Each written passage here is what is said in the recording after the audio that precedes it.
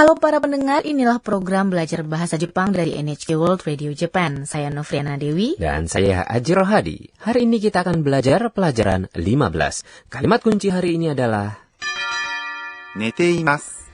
sedang tidur. Tokoh utama dalam adegan kita adalah Anna, seorang mahasiswi asing dari Thailand. Hari ini Anna pergi ke toko buku di Shinjuku bersama kawan-kawannya yaitu Sakura dan Rodrigo. Kereta yang membawa mereka segera akan tiba di stasiun Shinjuku, tempat perhentian mereka. Mari kita dengarkan adegan untuk pelajaran 15. Kalimat kunci hari ini adalah 寝ています。 sedang tidur.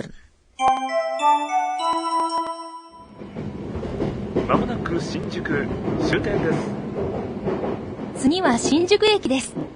さあ、降りましょう。あれ、あの人たち寝ています。大丈夫かな？大丈夫、大丈夫。ほら、起きた。 Sekarang mari saya jelaskan mengenai adegan tadi. Sakura mengatakan, 次は新宿駅です。 berikutnya adalah stasiun Shinjuku. 次 Artinya berikutnya は adalah partikel penanda topik. 新宿駅。 Adalah stasiun Shinjuku. 駅 Adalah stasiun. です。 Adalah ungkapan sopan pada akhir kalimat. さあ、降りましょう。 Ayo, mari kita turun. さあ、 Fungsinya seperti ayo. Ini diucapkan saat mengajak atau menggerakkan orang untuk melakukan sesuatu.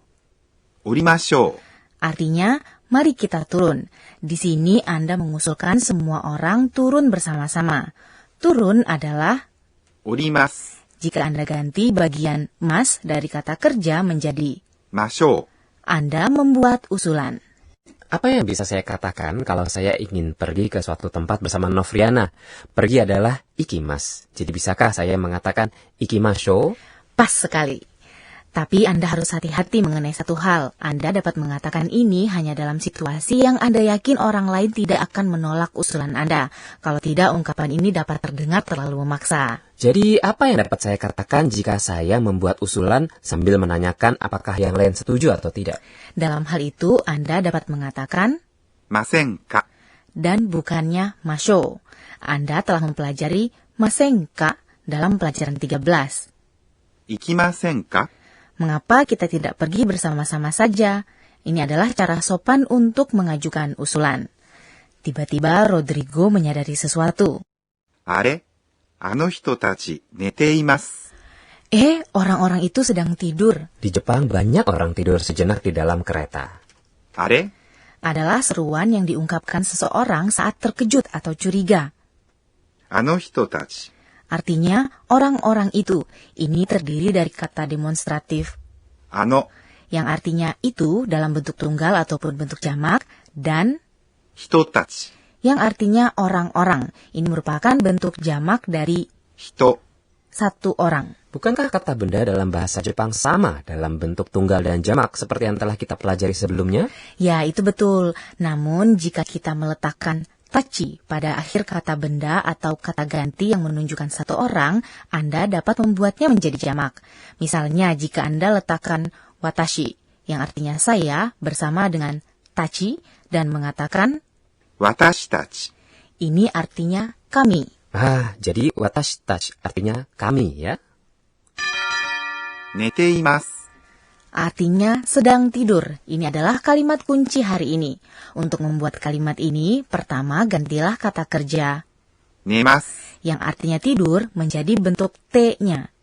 寝て Dan tambahkan います。 jadi jika Anda tambahkan imas pada bentuk T dari kata kerja, Anda dapat mengatakan suatu tindakan atau kondisi tertentu sedang berlangsung. Lalu bagaimana kita mengatakan saya sedang makan nasi dalam bahasa Jepang?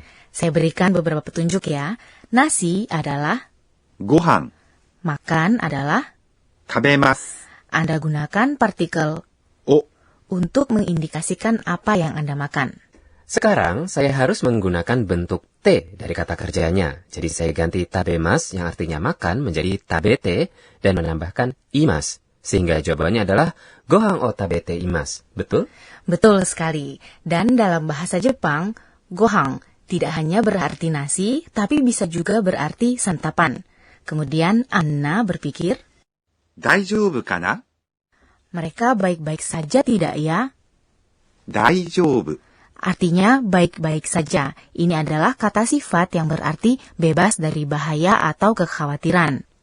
かな Adalah sebuah partikel yang Anda gunakan saat menanyakan diri sendiri mengenai sesuatu. Di sini, Anna mengungkapkan kekhawatirannya dalam bentuk pertanyaan. Kemudian, Sakura menjawab, 大丈夫、大丈夫、 baik-baik saja. Sakura mengatakan 大丈夫。 2 kali untuk menekankannya. ほら、起きた。 Nah kan sudah bangun? ほら、 Maksudnya, nah kan, ini adalah seruan untuk mendapatkan perhatian. 起きた。 Artinya sudah bangun dan bentuk ta dari kata kerja 起きます。 yang artinya bangun. Ini mengindikasikan aspek selesai. Maksudnya di sini mereka baru saja bangun. Okita dengan bentuk ta-nya adalah cara informal untuk mengatakan 起きました。 Untung sekali mereka sudah bangun. Kalau saya malah sering terlewat. sekarang mari kita dengarkan lagi adegan untuk pelajaran 15. Kalimat kunci hari ini adalah 寝ています。 sedang tidur. まもなく新宿終点です。次は新宿駅です。さあ、降りましょう。あれあの人たち寝ています。大丈夫かな？大丈夫、大丈夫。ほら、起きた。 Sekarang saatnya pojok Sensei Oshiete. Penyelia program ini, Profesor Akane Tokunaga, akan mengajarkan poin pembelajaran hari ini. Hari ini kita telah mempelajari kata sifat baru, daijobu, yang artinya baik-baik saja. Apa yang sebaiknya saya katakan saat saya tidak dalam keadaan baik-baik saja? Mohon ajari cara membuat bentuk negatif dari kata sifat itu.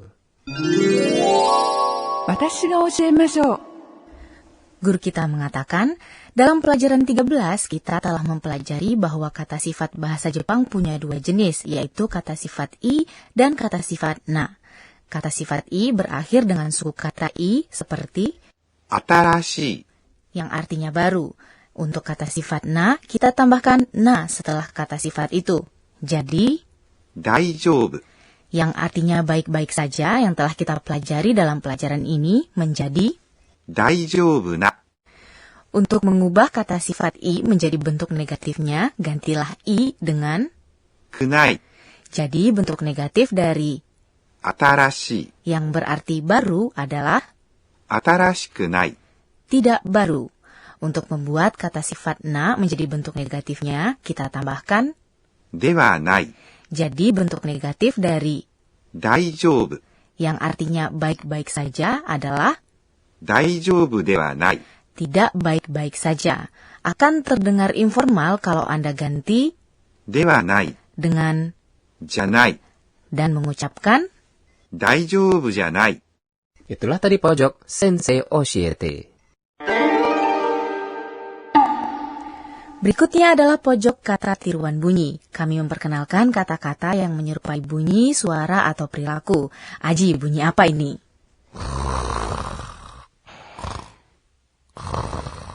Itu suara dengkuran kan?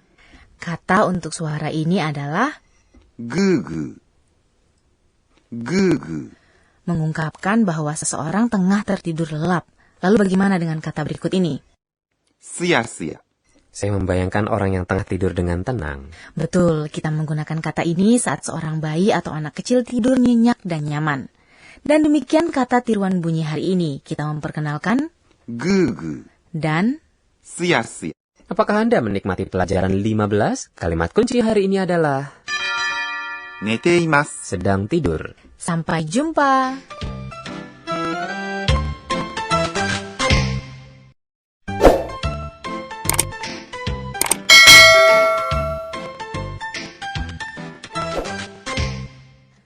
Halo para pendengar, inilah program belajar bahasa Jepang dari NHK World Radio Japan. Saya Novriana Dewi. Dan saya Ajiro Hadi. Hari ini kita akan belajar pelajaran 16. Kalimat kunci hari ini adalah 階段を上がって右に行ってください。 Silahkan naik tangga lalu pergi ke kanan.